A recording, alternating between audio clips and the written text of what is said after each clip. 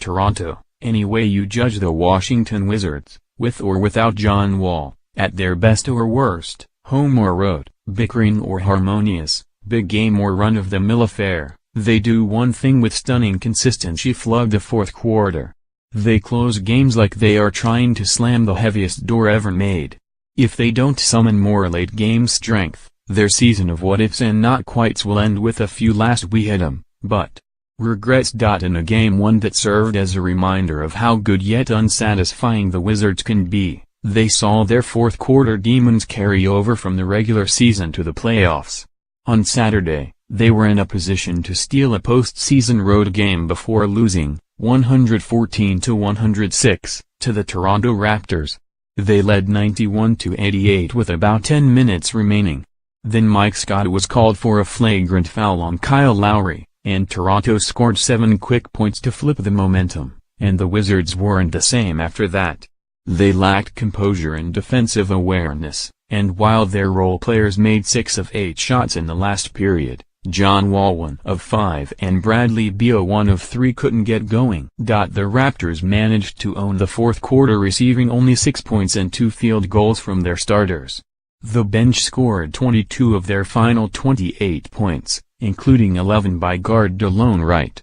It gets crazier. DeMar DeRozan, their all-star shooting guard, needed to play just 452 in the fourth. 2 other starters, OG Anunoby and Jonas Valanciunas, didn't come back on the court. The Raptors finished off the Wizards with Wright, CJ Miles, Pascal Siakam and Lucas Nogueira mostly running with Lowry. The Wizards can consider it an opportunity lost, but they must first acknowledge it was more of the depressing same. A year ago, when coach Scott Brooks was a fresh voice and the team benefited from lineup continuity provided by staying unusually healthy, the Wizards did a solid job of closing games. This season, with Wall missing half of the year and Beal thrust for the first time into the taxing triple role of primary scorer, facilitator and closer, the results have been poor. But even when the Wizards have had their complete roster, they've struggled late in games. That big problem is the result of all of their other issues, from Wall's troublesome knee to their lack of attention to defensive detail to their suspect team chemistry. The hope is that the playoffs will ignite them. Wall has fresh legs, the team is more focused, and Toronto, while better and deeper, doesn't overwhelm them with talent. But the Wizards have much refining to do and little time left to improve. The Wizards and Raptors were once peers in development. Now they aren't even close. Well, we've got to get better, and having John back makes us better, Brooks said. We don't have a lot of time to get there, but we were always a good fourth-quarter team. But this year we haven't been as good as we would all like. Having him back definitely will improve our success rate. Brooks is most concerned with the Wizards executing the defensive game plan. The Raptors have too many shooters to get away with missed assignments. In Game 1, Toronto made 4 of its 16 three-pointers in the final quarter, including 2 trays by Miles that Washington could have done a better job contesting. We can't make the defensive mistakes, Brooks said. We're a better team when we take the ball off the rim and not through the net. To me, that's been the thing. Our fourth-quarter defense has to get better. During the regular season, the Wizards had a 21-24 record in clutch games, which ranked 22nd of 30 NBA teams. They had easily the worst record among playoff teams in this area. The 15 other postseason qualifiers ranked in the top 16.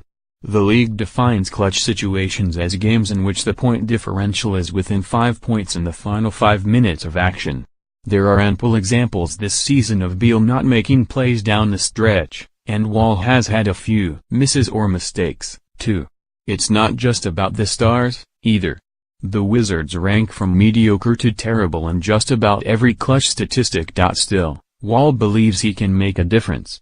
The last time the Wizards won a playoff game, he made the game-winning three-pointer in Game 6 of last year's second-round series against Boston, stood on the scorer's table in celebration and later said, "Don't come to my city wearing all black," talking about a funeral. What Wall lacks in pure shooting he can make up for with energy and audacity on both ends of the court and his ability to put pressure on the defense and create scoring opportunities for himself and his teammates. But to have the biggest impact with his skills, His decision-making must be stellar. That's his focus. In the fourth quarter, everybody knew Beal was going to get the ball when I was out, Wall said. So I can take a little bit of pressure off him and try to make it.